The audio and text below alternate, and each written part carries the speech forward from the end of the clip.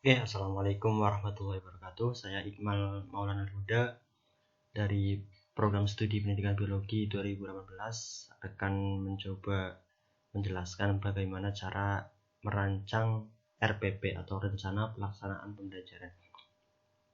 Yang pertama adalah kita tentunya harus mengisi identitas yang ada di sini, contohnya sekolah, mata pelajaran, kelas 1 semester, alokasi waktu, kemudian KD dan pertemuan yang berapa, dan materi. Saya kali ini mengambil tentang materi ruang lingkup biologi. Dalam RPP yang harus kita pertama tentukan adalah tentang kompetensi dasar. Saya memilih kompetensi dasar mengidentifikasi ruang lingkup biologi. Kemudian dari kompetensi dasar ini saya turunkan menjadi beberapa indikator yang harus dicapai oleh siswa. Yang pertama adalah tentang menjelaskan kegiatan yang berkaitan dengan ilmu biologi. Kemudian yang kedua adalah menjelaskan apa yang dikaji dalam kurung ruang lingkup ilmu biologi. Kemudian menunjukkan kedudukan dan keterkaitan biologi dengan ilmu yang lain. Kemudian yang keempat adalah memberikan contoh manfaat mempelajari biologi, memberikan contoh dampak negatif yang mungkin timbul akibat berkembangnya ilmu biologi. Kemudian yang terakhir adalah menjelaskan pentingnya iptek dalam perkembangan biologi. Jadi dari semua indikator ini harapannya adalah siswa setelah mengikuti pertemuan ini, siswa akan mampu untuk mencapai indikator yang ada di sini. Kemudian setelah indikator adalah kita menentukan tujuan pembelajaran. Tujuan pembelajaran pada pertemuan ruang lingkup biologi adalah satu, memahami biologi sebagai ilmu. Yang kedua, siswa mampu mengetahui keterkaitan biologi dengan ilmu lain. Yang ketiga adalah menunjukkan manfaat mempelajari biologi dan menjelaskan pentingnya iptek dalam perkembangan biologi. Selanjutnya, media, bahan, dan sumber belajar. Media yang saya butuhkan untuk pertemuan kali ini adalah laptop. Yang kedua adalah PowerPoint tentang ruang lingkup biologi. Kemudian bahannya adalah LKS atau lembar kerja siswa tentang objek biologi dan tingkat organisasi kehidupan. Dan yang sumber dijadikan pada pertemuan kali ini adalah Campbell. Terus selanjutnya adalah kita menentukan model pembelajaran atau metode. Di sini saya akan menggunakan diskusi kelompok kecil yang akan dijabarkan dalam langkah-langkah pembelajaran. Yang pertama adalah pendahuluan. Peserta didik memberi salam, berdoa, menyanyikan lagu nasional. Kemudian guru mengecek kehadiran, menyampaikan tujuan dan manfaat belajar tentang topik yang akan diajarkan. Kemudian guru menyampaikan garis besar, cakupan materi dan langkah pembelajaran. Rincian dari kegiatannya berikut.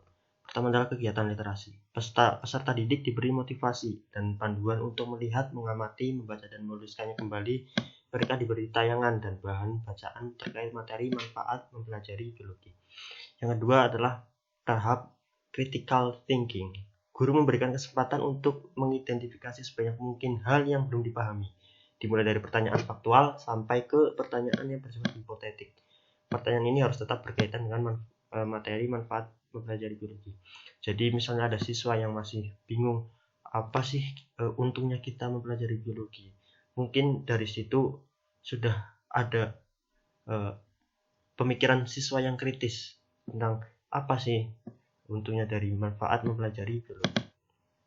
Kemudian adalah pada tahap collaboration. Pada tahap ini saya akan mencoba membagi peserta didik menjadi beberapa kelompok untuk mendiskusikan, mengumpulkan informasi, mempresentasikan ulang dan saling bertukar informasi mengenai cabang ilmu biologi, perkembangan dan prospeknya. Pada tahap ini saya juga menugaskan untuk setiap kelompok hasil diskusinya adalah berupa makalah.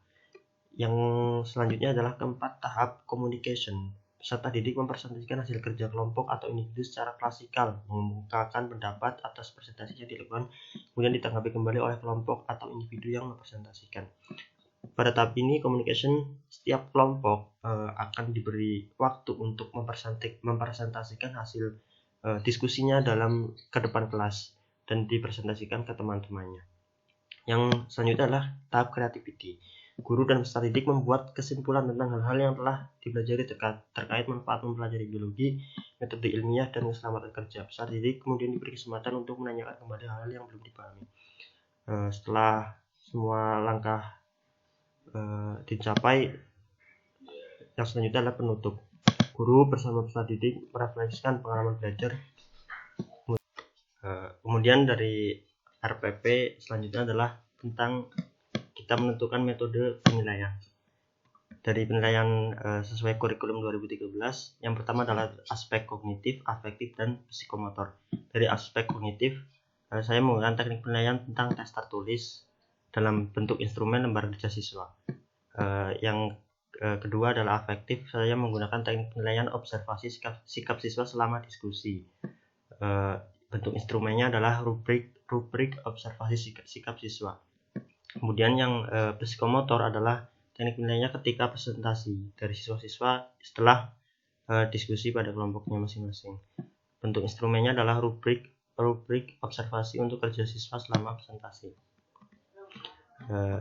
Selain itu dalam RPP juga terdapat lampirannya. Ini yang pertama adalah lampiran lembar kerja siswa sesuai tema atau materi yang kita tuju. Ini adalah contoh lembar kerja siswa. Ini adalah contoh soal untuk saya mengukur bagaimana apakah siswa telah mencapai tujuannya dalam menguasai materi ini. Kemudian yang selanjutnya adalah rubrik observasi sikap siswa.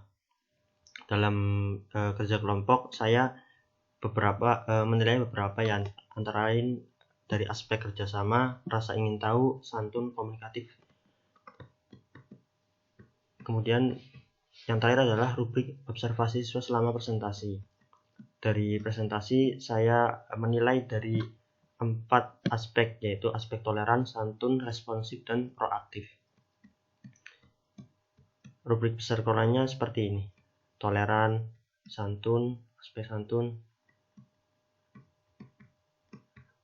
Oke, sekian paparan bagaimana cara menyusun RPP dari saya.